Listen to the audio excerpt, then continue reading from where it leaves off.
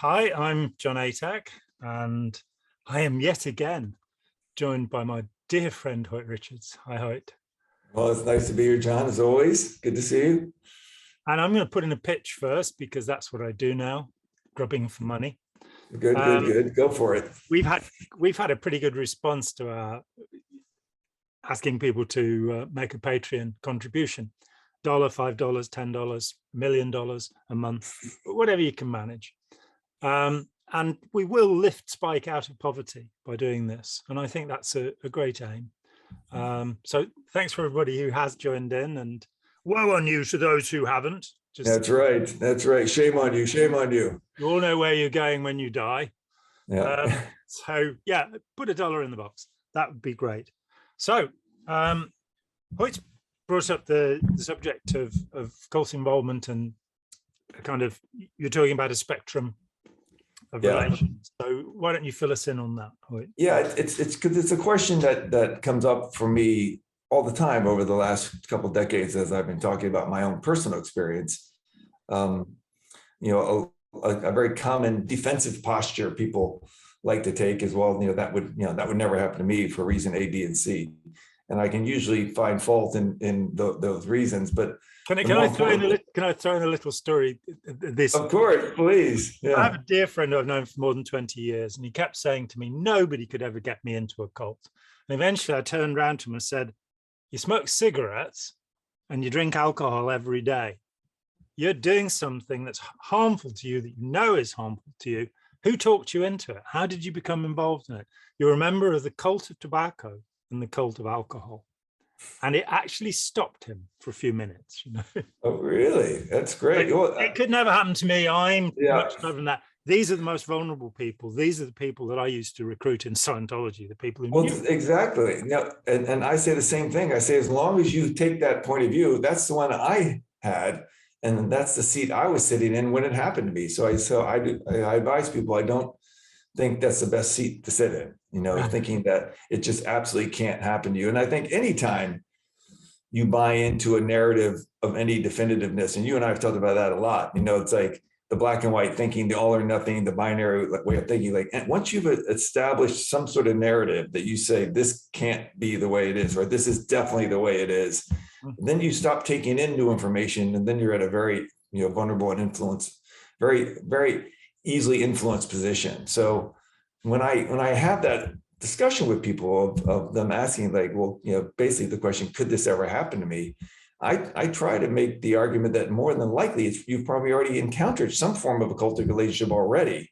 And that's why I try to relate it to a spectrum, not unlike autism, of where there's a wide berth of where someone might be slightly autistic and someone might be massively autistic to the point where you can't even reach them. They can't make eye contact or whatever. So in the same way, I would say cultic relationships break down to either group dynamics, like I experienced with the Eternal Values for 20 years of my life, or the more common form is the one-on-one relationship. And I would say on that spectrum, if I look at my experience, I would say on the far extreme would be maybe the Jonestown experience, where people, I had 800 plus people drinking Kool-Aid and perishing because of the influence going on there. And our group skewed that direction, obviously not to that extreme. I mean, we're still alive, thankfully, but there was definitely some really unhealthy group behavioral dynamics that were really, but ultimately could have led to something, that catastrophic. But luckily the group, is no longer in existence, and we never got to that point.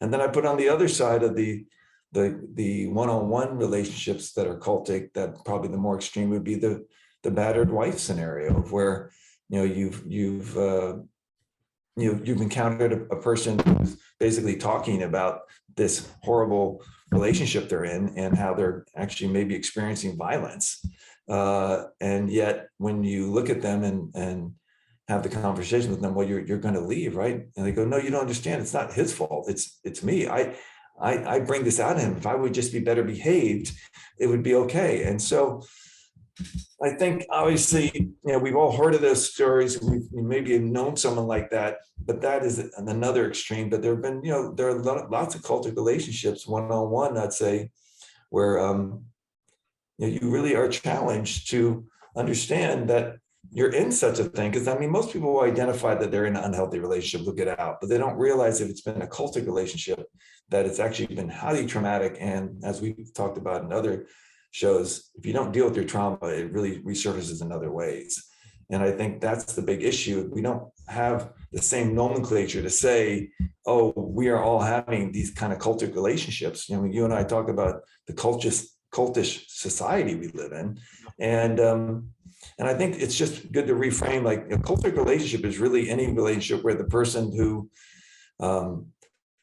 you're seeking the love and approval from on some level, you've kind of unconsciously created this unhealthy power dynamic where you put them in some form of an authoritarian position as far as what your relationship is about. And because of that position, that person's now potentially controlling you in some way and possibly abusing you. And so that's a relationship that when I frame it that way, a lot of people are like, oh my God, that sounds like my relationship with my dad or my mother or my coach or my boss or my lover, or my brother or sister. And we've all had these relationships, with people where we just feel like no matter what we do, it's never enough. And no matter how hard we try, we're constantly being diminished. And, I think it's a good subject to talk about because I really feel cultic relationships is the universal condition, unfortunately. And because we don't, basically frame it that way, a lot of unhealed people who are very traumatized aren't really understanding why they feel, probably uncomfortable about certain things in their life, or why they seem to be almost stuck in a cycle of repeating some really unhealthy relationships, not realizing that they'd be better served if they actually realized they were cultic. And like anything, you can't get the medicine unless you've got the proper diagnosis.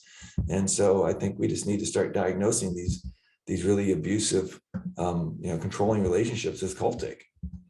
Yeah, and I mean, quite a number of us in the field studying cults have adopted the word authoritarian. For years, the word totalitarian or totalist was used, picked up from Robert J. Lifton. And you'd look at these relationships and say, well, the leader has total authority. He is a totalitarian. You do as you're told. So, you're in the Krishnas, and Prabhupada says, well, you get to sleep 4 hours a night. Right. You have to have a written permission slip before you can have sex. And the clincher for me, the haircut, I was just, no, not doing that. Somebody could pick you up by that. It right. looks yeah, right. Exactly. But the group will, or the individual in control, will be authoritarian. And I think it's very important to differentiate good authority from bad authority. So if somebody is an expert in a subject, then, if you want surgery, you're probably best going to a surgeon, somebody who studied and understood it. And so I'm not against the notion of authority. And, it'd be nice to have politicians who are experts in politics. It's like a mentor, right? In a sense, it's a very similar to the mentor relationship, right? Yes. But there's also then an authoritarian, which is rank authority, where somebody outranks you. And unfortunately, the two things can mix together. And so somebody who genuinely can teach you something, and I mean, we've heard about this, that I got on the edge of some litigation that was being brought against a professor at Oxford University for basically having demanded favors of a female student, which moved into the sexual area. And unlike I think in American universities, it's actually a criminal act to have sex with your students. Not in this country. I didn't realize that. No, I didn't realize that. Yeah. If you're past the age of consent, then it's up to you. And not understanding that dynamic exists always in an authority relationship, that, as you said, the power dynamic. So we have this ideal of democracy, this ideal where everybody's voice can be heard, where everybody can have a say, can vote. We don't actually live that way. And we haven't set up ways of making that work, as far as I can tell, because we have this problem of authoritarianism. Last year, there was somebody at the polls in Israel, where they have an election every 3 3 times a year because they like to do that. And this young woman was asked who she'd voted for, and she said Benjamin Netanyahu. And the interviewer said, and why did you do that? And she said, because my rabbi told me. That's what I am against. Yes. I would like to see a society where people feel they can be confident to express themselves. You know, it was said when the franchise was extended to women that it'd be pointless because they just vote the way their husbands told them to. And I don't think that's proved to be true, thankfully. Yeah, no, I think that's been proven more times than not that that's not the case. Yeah. But if we go into the political toolbox, looking at the incredible amount of manipulation, professional level manipulation that's gone into every political campaign. I mean, certainly going back to Nixon, Right. where Nixon, of course, had a journalist on board throughout the campaign, not knowing the guy was a Democrat. And he wrote, I can't remember what the book is called. We will find it and put it up. But here's this amazing insider account of how the votes will be twisted, how you persuade people to vote for you by lying. Wow. Fundamentally. And sadly, every American president since then, I think Obama came the closest to a clean campaign. But none of the others. What I always observe is that, and I think the studies support that rather than talk about the positives of your character and what you could bring to your campaign, you manipulate the voter bloc more effectively by putting down the other opponent. That's more effective than talking about your virtues, so to speak, which is also thing to think about. How good looking you are can be very important. The famous Kennedy debate, people who listened on the radio thought Nixon won, people who saw it on TV with Nixon sweating, and he had just come out of hospital, to be fair, they thought the Kennedy had won. And you have the Kennedy effect, this idea that somebody they're more handsome and or they look more powerful, or they're taller sometimes, even just the height. You know, they seem to fit the role, visually more than the other person. You know, and so to look at it and say, well, authoritarianism is the problem. The power dynamic goes wrong. At the one end, you have somebody who believes that they should be in control, they should be in charge of every relationship, and such people are bullies. They push other people around, they're disrespectful, they cross boundaries. And then you have the people who are going, well, I'm not really sure what to do. Am I good enough? I don't think I know enough. And they will submit. And I've said this so many times in the last 300 videos, but there is this number that keeps popping up. Schopenhauer said 60% of human beings don't develop into human beings, pretty much. Eric Fromm said 60% of people, and no reference to Schopenhauer, don't develop a self. This was in 1941 in Escape from Then you come to the Milgram experiment. 62.5% of people were willing to give a shock all the way in the first experiment. And then more recently, Jane McGregor at Nottingham University has said 60% of people are apaths. I don't really like that word, but I understand what she's saying, and they will pretty much do what they're told. Wow. Martin Luther King said it's not the evil people who are the problem, it's the mediocre people. It's the people who are going, well, I don't know, what would you do? Or so helping people to become more able to decide, helping them to recognize predatory behavior in other human beings and to withdraw from, retreat from that, and teaching people that, there's a wonderful book, Ruth Ben-Ghiat, Strongmen, about dictators and about these figures. And when you I had to put the book down for a couple of weeks because we got into the section about the sexual behavior of Gaddafi and Mussolini. And I didn't know that Mussolini would rape 4 women a day. And his idea of sex was if a woman didn't come out with bruises, then wow. And I've never heard that. Structure exists all around such a person, permitting that to happen. Gaddafi kept a dungeon in which one woman was in prison for 8 years. And they'd just be grabbed off the streets, whoever they liked. That is the extreme, that's the totalitarian condition. But to teach a society that it doesn't have to be this way, and to look at the ways in which our societies are authoritarian. So what we're expected to believe, and the root of this is the way family life works, you know, how much we bully our children, how much we allow them to grow towards responsibility and adulthood, but perhaps more so our educational system, which remains authoritarian. Even in the most liberal democracies, we have, you know, systems where the teacher is the authority rather than the teacher being the senior most person in a community of learning. Right. So, you know, I'll give you an example of this. This was something that actually happened to me. I was 15 years old. I'd walked out of school because the headmaster had said something rude about my mother, and I told him you have to apologize. So I went from a very refined school. Right. You know, we were little caps with bumblebee sort of stripes on them, to the bottom end of the market, you might say, a comprehensive school. Right. And it meant that I switched all of my courses mid-syllabus, and no two were the same. And so in history, we'd been studying, I can't remember what we were studying, actually, it's terrible, probably something Victorian, you know, back in the 90s. Right. They were doing the 20th century, and I hadn't done the first 3 terms of this subject.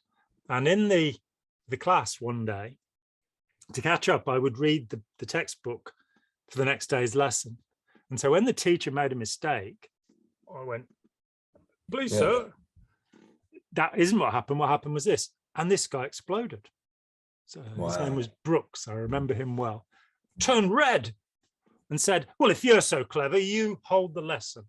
And he went outside. Thankfully, there were only 10 minutes left. And having read the book the night before, it was no problem at all. A friend of mine walked past him in the corridor while this was happening. He said he was standing there shaking by the door, red-faced and horrified. He came up to me after I'd taken the exam a few weeks later, and he said, if you've passed this exam, you're a genius. I'm happy to say I did pass, but I don't have a certificate from him telling me I'm a genius. I only just passed. Right. But this notion of you have violated my authority, rather than we are a community. You know, we're a group of people trying to learn things. And if somebody in the group has, you know, something to offer, we should be grateful for that. We should be happy for it. We should not let cognitive dissonance overwhelm us and feel, you know, I'm reading David Graeber and David Wengrow's Dawn of Everything, which I absolutely recommend to everybody. It is a mind-bogglingly wonderful book about the prehistory of humanity and how our society formed. Wow. Towards the beginning of the book, they take on Jared Diamond, Yuval Harari, and you know, a couple of other pundits, and their view of, you know, this is the end of history. Patrician capitalism is the perfection of human society. We've evolved progressively towards this wonderful point. And they go, this is rubbish. And what's underlining? And they actually give a statement, you know, where Yuval Harari says, you know, we can either be bonobos or chimps. That's our choice as human beings. You're going, based on the fact that they're genetically close to us, we have to have one of the behaviors of those. Would this be true of, you know, all rodents? You know, do they all have to be? And we have language, we have symbolic thinking. And Wengrow and Graeber say, well, why don't they say biker gangs or hippies? Why does he have to make this invidious comparison, which doesn't really define humans? In an Amazon review of the book, somebody took real exception. How dare he criticize Jared Diamond and Yuval Harari? You know, these people are scholars. Oh, and Steven Pinker. These people are scholars. And I'm kind of going, no, they took statements made by these scholars and showed that they are not true. Right. And that's authoritarianism, where you attach something and you identify with the person, you want to defend them. Well, these Russian soldiers who are going into the Ukraine and telling people that they're run by Nazis and they've come to denazify, and they're going, but our president's Jewish? Yeah.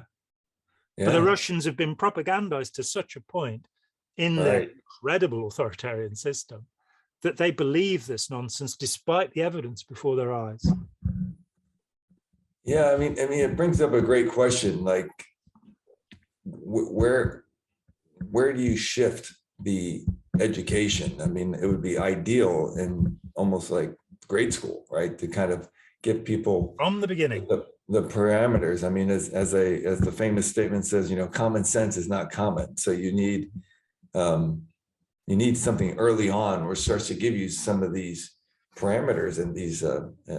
It's like, the stuff that Cialdini teaches, the persuasion stuff is so effective at realizing, how we all get manipulated just through the most simple daily tasks, and daily interactions with others. I feel like all of that stuff would be so much better served if we got it in grade school. But then you're up against the system, which basically, doesn't want to do that because it violates the system that they've been operating on for so long, that has allowed them to stay in their position of authoritarianism. So I don't know what the solution is. And I think there's a fear, and I understand it, that if you go off the tram lines, that things won't work. I mean, thankfully, there are now hundreds of schools around the world who have put aside the authoritarian model. Ken Robinson's books, Creative Schooling and The Elements, talk about, give many, many examples of schools that have really successfully said, don't want the tram lines, going to do it a different way. You have the work of Tony Buzan with mind maps, and I don't go fully with what he has to say, but when he has some kid who's struggling in school, he says, well, what do you want to do with your life? And first of all, we get that, and then you connect the schooling to it. You say, well, if you want to be an engineer, then maths is going to be useful to you, trigonometry, all that stuff. I think I've thought about this so much in the last 40 years. So essential. And I think the first thing is to teach assertiveness, the right to have a voice. Matthew Lipman's work, Socrates. Yeah, I mean, that was a huge principle when I went to Wellspring, with who was it? It was Ron Burke and Paul Martin.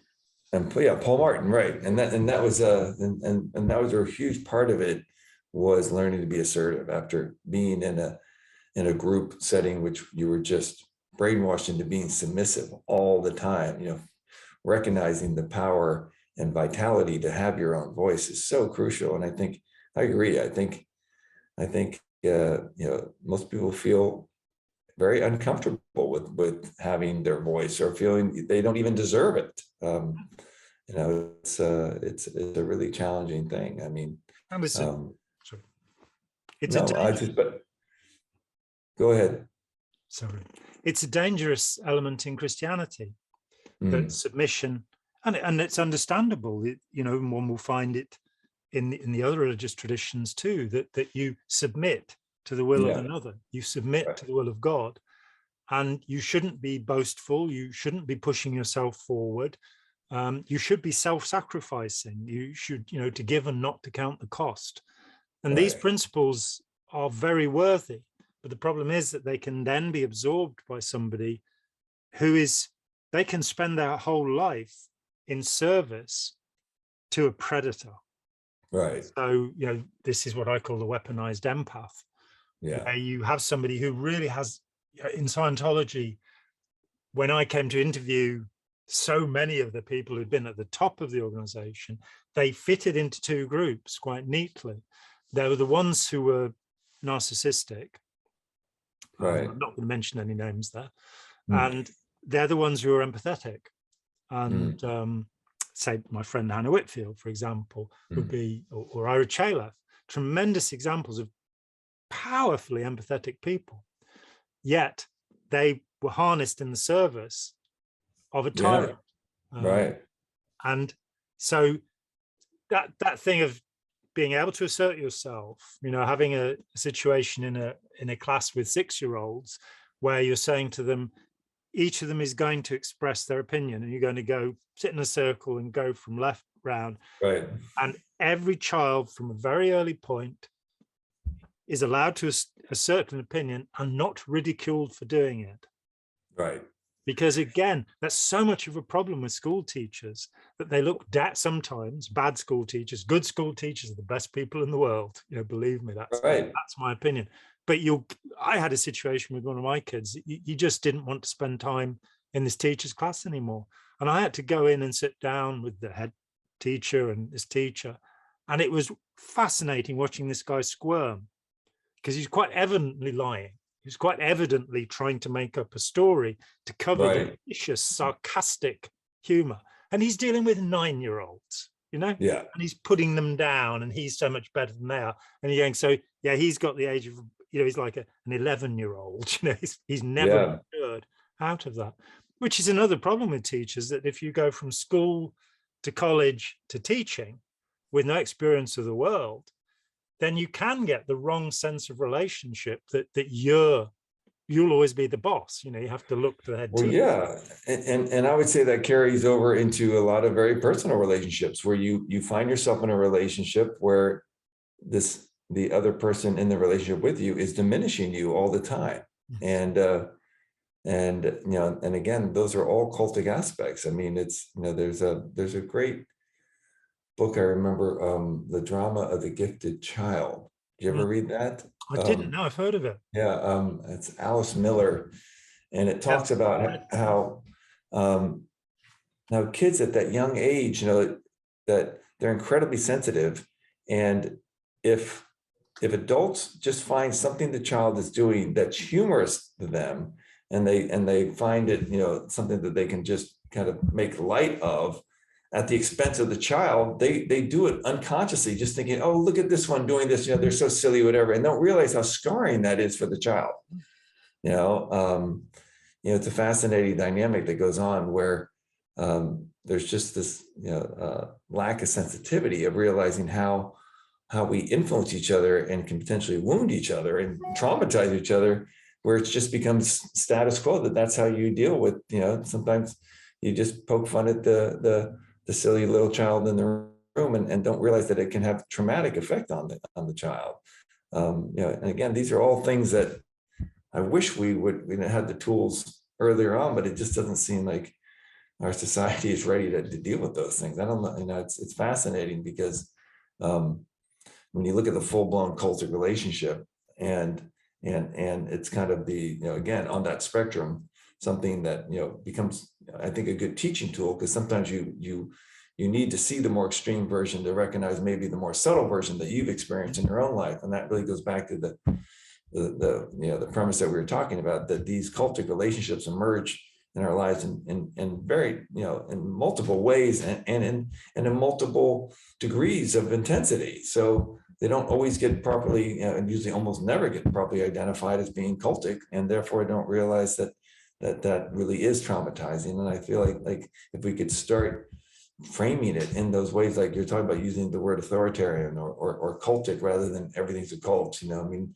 I don't know if it's trying to come up with a nomenclature that all of a sudden makes it kind of acceptable and cool to talk about these relationships that have hurt us in some way, and that fosters healing by being able to have the conversations. Because I think most of the time the general reaction is put it in the rearview mirror, say, I got out of that, not going to think about it anymore, and just go forward, and don't realize you generally pull yourself into a cycle, and you start reintroducing that same sort of relationship again and again because you haven't really dealt with it, and that's the type of thing that I'm grateful for, as far as having done some self-education. Obviously, I've done a fraction of the stuff that you have read, but it really does help to understand what these kind of dynamics are at play, and that they even exist, because a lot of times you don't even know what's happening.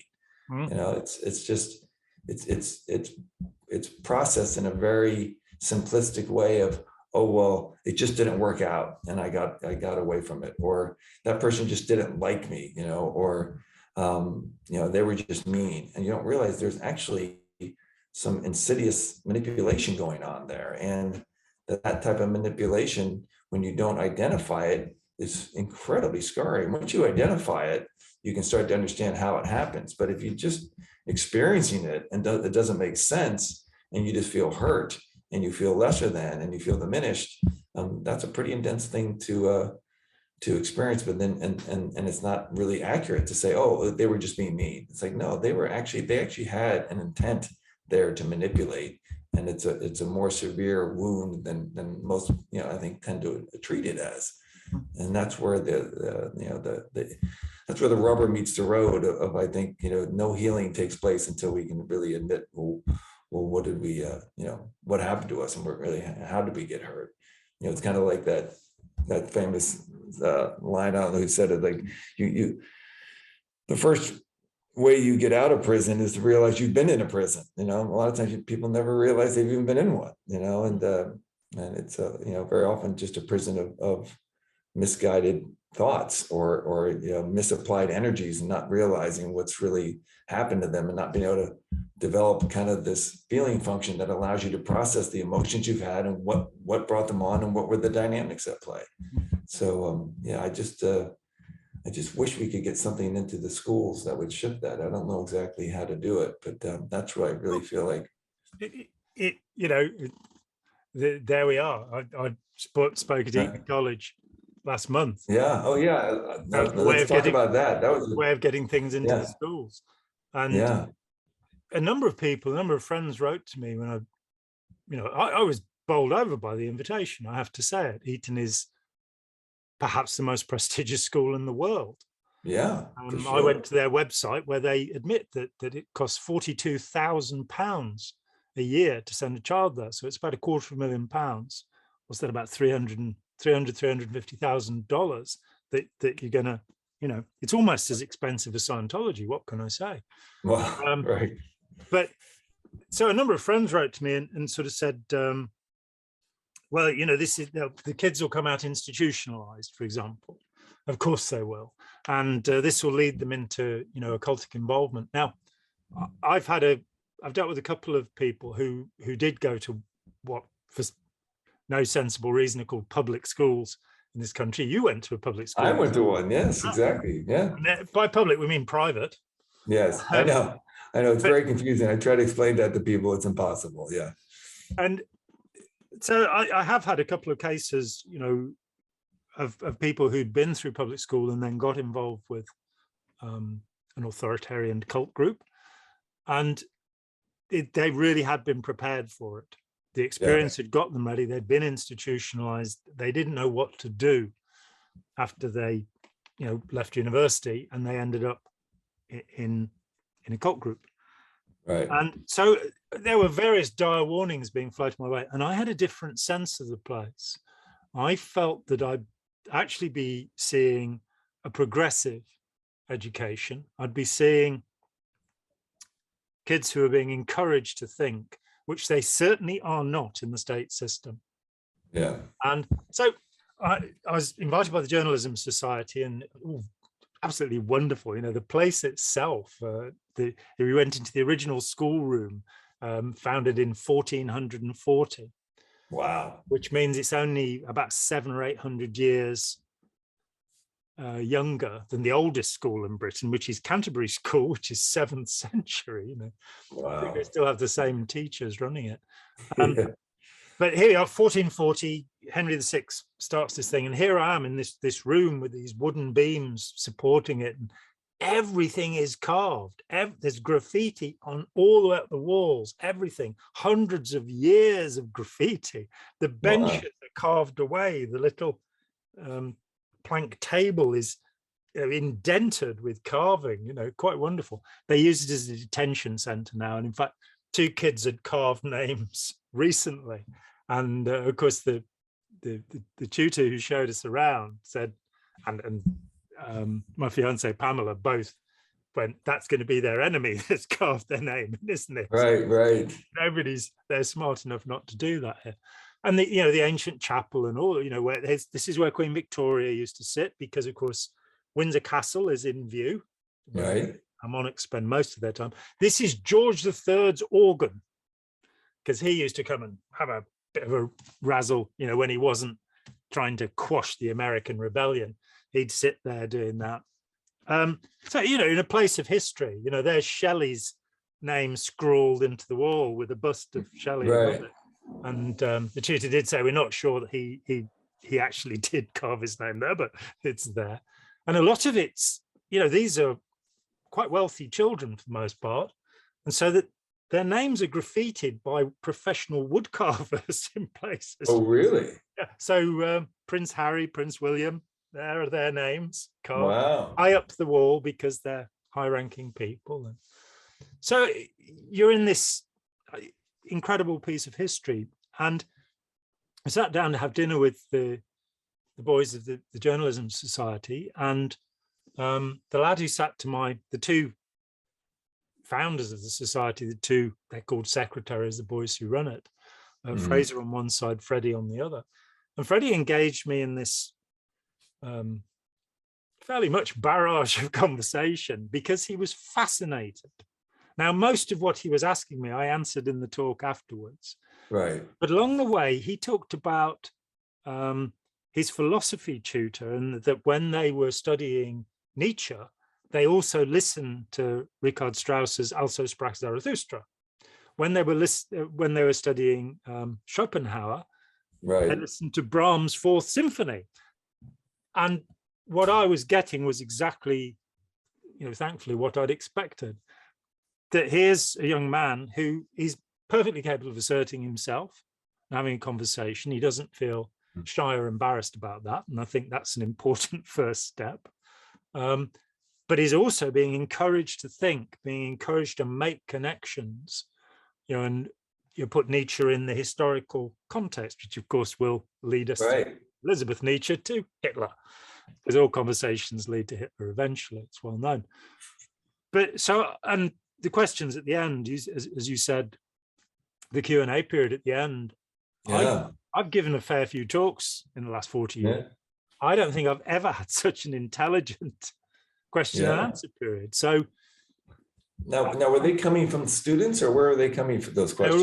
All the questions were from students, yes. Wow. That's we had Spike overvoice them so that anonymity would be preserved. Right. No, I knew there was a voiceover, so I wasn't sure whether they were teachers or whether they were actual students. So that's quite, because when you look back at it now, like, what do you think was their motivation in wanting you to talk? I mean, was it just purely educational, or or was there some self-awareness that they are in a very institutionalized environment, that might actually be considered in some way and having influence and control, aspects to it? I don't think the latter. And I have no sense of that. And of course, very formalized environment. They dress, the Eton collar with the and, the bow ties of different colors to indicate different status. So in terms of a hierarchical society, it really is one. But we had two of the tutors sat at dinner with us, a dozen or so boys, and the behavior of the tutors towards the kids, the friendliness, the concern, which seemed a very, familial concern, the sort of concern that you see in families between people who like each other. And the behavior the courtesy was refreshing. The boys came and served the food, and they so the interactions seem much healthier to me than the interactions I have seen in schools. And that's quite a lot. I've got 4 kids. Yeah, that's fantastic. That I think initially I was just invited because a dear friend of mine, an old friend of mine, his son has just gone up to Eton last year, and he's, he promotes me. He's always bless him. Would that more people did. Go out there and promote me. Sell my books on street corners. But he went to tutor and said, "Oh, I know this bloke and he's quite interesting." And so I thought, well, that's all it is. It's, you know, you're paying that much money, then what are they going to do? And of course, they don't do anything really, because they've got over 1,000 boys there. They don't care about your money. It's also worth saying they're seeking to get to a point where 10% of their boys are on scholarship, and they pay 110% scholarship. So the child actually will get over £4,000 to make sure a year to make sure they can afford the uniforms and all of the going down to Tom Brown's cafe in Windsor to hang out. Right. But the rest of them these days, they all have to pass an exam. So Boris Johnson, David Cameron got in there somehow, you know, Jacob Rees-Mogg, but who knows how. A lot of money, I think, must have changed hands. Yeah. And they don't seem to be especially proud of Cameron and Johnson, but then who would be? But I think, so initially I thought, well, it's, you know, it's just a mate's recommendation. And then I had the second email approach I had was, would I like to talk about the perils of investigating Scientology? Because that would probably fill the room. And indeed, we had 150% more people in the room than is normal.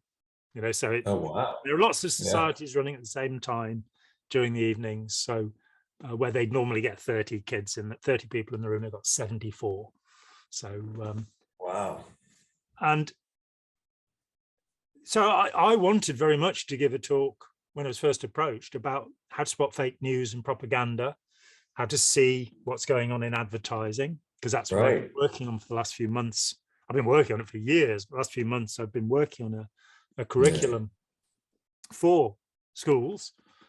And so it was, well, great, I'll come and do that. But offered this thing, I'm going to talk about Scientology again. You know, everybody thinks that this is what John does with his time, because 30 years ago, I wrote a book about it. And it is true, I do use it to exemplify just about every aspect of authoritarianism, because it does, you know. It does, yeah. One of the worst. But so I wanted to talk about that because that seemed very relevant to journalists. You know, how do you tell? How do you check a source? How do you do these things? Things that I'm now very familiar with, having done a lot of research over the years, and having a lot of that research having been into how the truth is manipulated. So that's what I wanted to do, but they wanted Scientology because it's it's the bright sparkly object, right? I mean, that pulls the crowd in, sure. And, but so I've today written a begging letter asking if I can go back and talk about fake news. I think because obviously they're very related, and this whole idea of polarizing people. I mean, I make the analogy very often that the way COVID has been handled has been very cultic, as far as polarizing people, and again, like we talked about earlier, getting people to buy into a narrative, and obviously the extreme ones would be, it's a total hoax, and the other ones think it's like, it'd be the end of the world. So, those are these extremes. But people, even when they get towards either one of those, they get to that place where they get, you've got a fear aspect being, utilized, and that's where the critical thinking stops, and that's where they stop taking in new information. So that even if you encounter someone like that, which I have on both sides, and I've just said, well, there's actually some interesting studies out, and you can reference, get some actual data to say that narrative that you're holding on to isn't per se so accurate. And rather than hear that, they immediately assume you're now on the other camp of the other extreme and start demonizing you. I'm like, hold on, that's not what I'm saying here at all. If you're talking to the people that, are afraid that this thing's going to kill everyone, it's like, oh, you're one of those anti-vaxxers. I'm like, no, I'm not saying that at all. That's not at all what I'm saying. I'm just saying there's more to it than perhaps you've been told. And what's been interesting for me is to encounter that, it's in essence meeting a version of myself when I was in the cult. And it's given me a real sense of compassion and empathy of what I put my friends and family through by meeting people like that, all over the place. I'm like, oh my God, this is what it must have been like to try to get through to me. You have this kind of force field up and you're not conscious of it and you're just reactive. You can't, you're not at that point where you're still taking in new information and you're still processing, you're still a work in progress. You've gotten to a place where, nope, this is the way it is. And anyone who doesn't agree with me, they're the opposite. They're it's the whole us versus them thing. So going back to our initial premise, it's like, I would say a lot of people were saying, oh, this could never happen to me. I never had any sort of cultic relation. I'm like, well, I think the whole world's had kind of a cultic experience with the way COVID's been handled. Yeah. Yeah. And the way that our governments, deal with matters and tell us what we're meant to do. Right. Quite contrary to any scientific ruling. At the moment in the UK, we've dropped all of our COVID rules, but not on scientific advice. In fact, we've got the highest number of COVID cases in Scotland they've ever had. But because our Prime Minister got into trouble because he was caught having parties in secret, having ruled that nobody else could. And they had 16 of these parties, and they've all been fined about £50 each, about $70 doing it. But to get his own backbenchers, non-cabinet politicians in his own party to support him because his party is against these rules, they've just dropped them. And so opportunism rules. I think when George W. Bush started on his way into Afghanistan, he made one of those really awful statements, which was basically, if you're not with us, you're against us. Right. Yeah. So unless you join up with us, you're our enemy now. Right. And that, I am definitely non-binary in that sense. And what you say is so true. I think my favorite of the things I've done on my own on this channel with my son Sam was Andy Nolch debunked, because I'd done this guy came out of nowhere and he wanted to interview me and I was too busy to check him out, and I did 6 hours of interviews, and he said he'd left Scientology and been involved for 8 years, and he'd left because of my work. He wrote to me these things. I have them in black and white, and so I just did the interviews without checking him out. And my dear friend Tony Ortega, as soon as he realized I'd done this, because Nolch actually released one of the videos 3 days before we'd agreed, said, do you know what Andy Nolch went to prison for? It's a fair question, isn't it? What? And I started looking into him and his background, and I decided that for the moment I wasn't going to air any of these 3 interviews. They were for his channel anyway. And, I just thought, there's too much controversy here. And he was asking some odd questions, and he did seem he didn't seem to have the proper reactions to things. So then he did a video about me, which is well worth watching, called John Atek Debunked. Oh, interesting. And he spent somewhere an hour and 20 minutes, I think it was, basically saying that I'm not credible. Wow. That's all there is to it. And what did he use as criteria for that? I mean, well, John doesn't like Trump. Trump's an awesome guy. Oh, okay. John doesn't like Putin. Putin's an awesome guy. John doesn't believe in psychic powers. John doesn't believe in aliens. John believes in global warming, and he thinks vaccines work. So those are his basic points for dismissing, which is exactly what you say. He made a huge amount of presumptions about what I believe. And I'm a slave to the mainstream media or something. I have been criticizing everybody and everything since I was a teenager. Even in Scientology, I was noted for saying, this is wrong, you're not doing this right. I have been opposed to every political leader we've had in the UK since I was born. Same in the US, I'll say nasty things about anybody. I am not caught up in this thing. But immediately there's this presumption. And, and so what I did, and it was great fun. It's the only time in my life I've ever done it. I took everything he'd said and sentence by sentence, we deconstructed it. And if you're having to deal with a conspiracy theorist, this might be useful because he, for example, John believes in global warming. I go down to the beach in Melbourne and the water level's always the same. You're kind of going, so you don't have tides in Melbourne, Andy? Yeah, right. Where else in the world we have tides, Yeah. And then you've got these floods now that have happened in Australia, he even gets to a point where he says, John should believe in weaker evidence. He should find a conspiracy theorist like me to talk to and believe in weaker evidence. And it's sort of when there is strong evidence and when you know how to find it, and I think I do by now, then, and there was, COVID's a very good example because, in fact, in the talk that I want to give on, on the fake news, yeah. He gave me a piece of material because he'd said that countries were forcing people to have vaccines. Now, Canada, I think, has tried this tactic and not very well, but at the time, nobody I was aware of did. So I just wrote to him innocently and said, where has this happened? Yeah. And he sent me back the Sean Brooks video where this guy stands up in a school meeting and he says, I have an Oxford PhD and the vaccines, all of the vaccines will kill you within 3 to 5 years or at least sterilize you. And this was the answer to what country has forced people to have vaccines. So it's sort of, it's got the word vaccine in it. Yeah. John ate X's in orange and he thinks it's a hat. He said oh 3 times.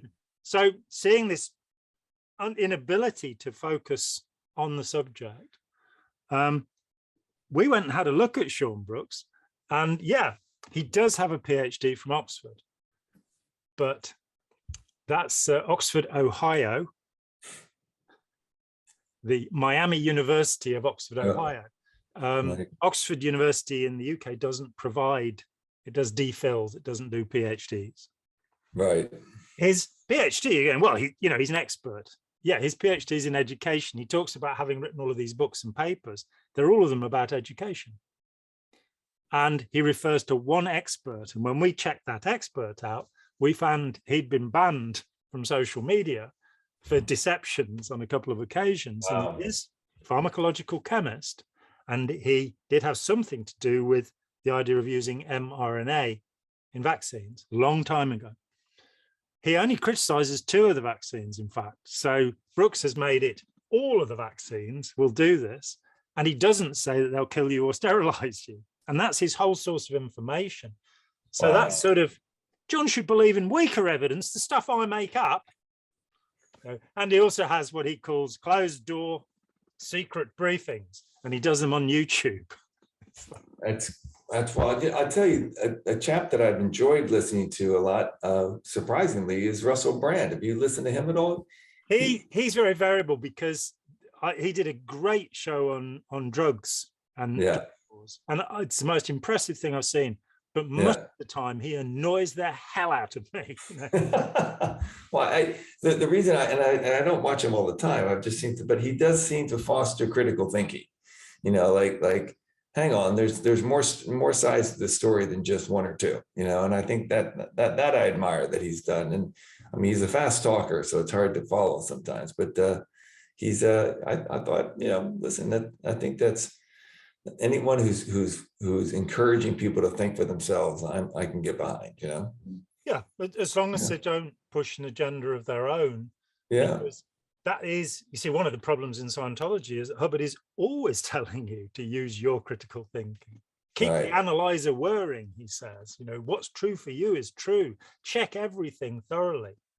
And so sometimes you get the double bind message, which is like which is the NLP, right? That's really the kind of like you're being said one thing, but what you're feeling is the opposite. It's like no, you can come to me and talk to me anytime and challenge whatever I'm saying, and the message you're getting is like, don't ever come and challenge anything I'm saying. You're like, okay.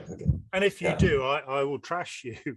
Yeah, exactly. And that's my cult leader did that technique all the time. It's like, if you don't agree with me, just come talk to me. And you knew that would just be a shit show if you did that. So we should let's ask Russell Brand to come and talk with us, and we'll see what he's really like. Eh? Yeah, that would be interesting. That'd be fun. I'd like that. That'd be good. Well, what have I got on my? I wanted to say something that there is a terrible problem in pouring out the bad news, that people become apathetic. You get to the point where, so the environmentalism at the moment, I think many of us are now, I've been recycling my paper and plastic since 1984. All right, well done. Yeah, and I know that half of it is burned or sent to Turkey to litter their beaches, but I try and keep right. And I think that it gets to the point where you're kind of going, I as an individual can do nothing about this anymore. It is up to governments to legislate, and it is, and they've, for the most part, been enormously tardy in doing this. I can remember it's Rachel Carson, Silent Spring 1963, I think, who first raised the threat of agribusiness and the use of DDT. I didn't realize, but DDT is still being used in Africa. Wow. And it never goes away. Now, is that because it's just cheap? I mean, why would they still be using something cheap and incredibly effective? Wow. It kills everything. Yeah. It'll kill everything for generations. Yeah. Be passed through the food chain. But so we become drenched and drowned and inundated with bad news. And so, and much as I love Boaty McBoatface, sorry, Sir David Attenborough, that's what the boat's been renamed. Okay. Incredible guy. What an amazing career, and such beauty is brought to us, but it often sends us into a panic. And I recommend a documentary called The Serengeti Rules, which actually shows incredible change that's taking place around the world through rewilding. That huge areas of land have been reclaimed at the moment, and they talk about keystone species without which, and it was the wildebeest on the Serengeti.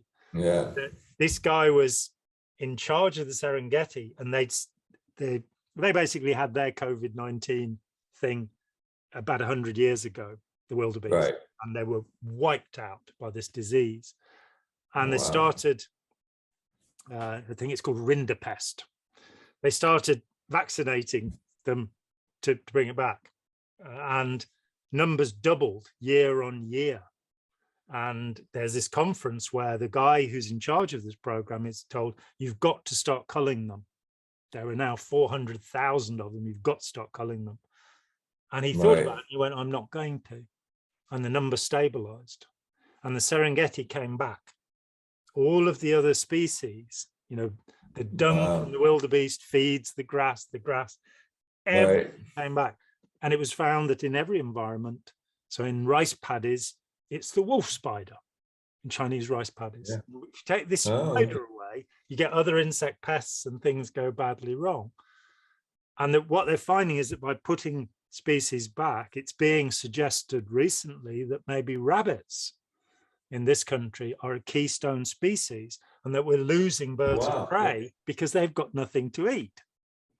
And interesting. Yeah, because I remember reading something about wolves in I think in Yellowstone Park or one of those ones, because they didn't want any wolf attacks and things, and they eliminated the wolves, and the whole deer started eating all the trees.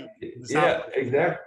The whole ecosystem just got thrashed. Yeah, they had to bring the wolves back. So yeah, that I've heard those. Makes sense. I mean, it's a very fragile system. You can't. There's those key species. Wow, that's fascinating. Yeah, knowing we can do something about it. And similarly with energy, that with Putin having turned out to be utterly mad, and there's a country that's completely dependent on its sale of oil and gas. Maybe that's enough of a push, in in this country, we've got this thing to replace our gas boilers, natural gas, through most of Britain, with air source heat pumps, which are very expensive and not tremendously efficient.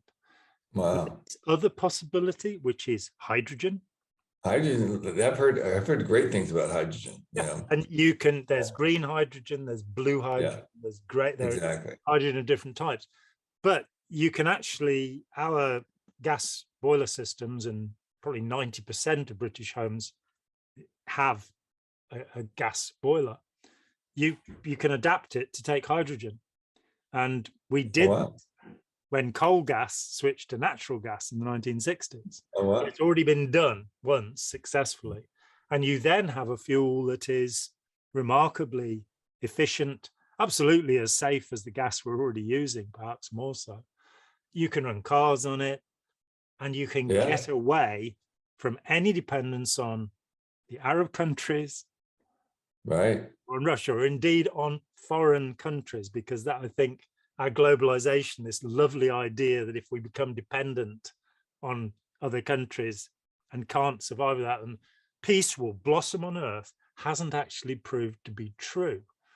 The downside of this is that next year there's going to be a hell of a shortage of wheat, because Ukraine is the biggest supplier of wheat in the world, I think. Oh, yeah. Well, there's all issues around the food shortages coming on, right? I mean, there's a lot of talk about that. So yeah, I'm gluten intolerant, so I don't care about wheat. Yeah, I'm not a big wheat eater, so it's not gonna affect my day. But yeah, it's gonna get interesting. Exciting time to be alive, John. There's no lack of things to witness, right? It's so true. Right. Well, I think we have switched the subject around a little bit now. Yes, I think we've covered it on lots of different colors, so that's nice. Yeah. And so let's wind up, and while the children aren't looking, we can arrange our next meeting. Okay, sounds good. So it's been what a pleasure. What a pleasure. And we'll see you again soon.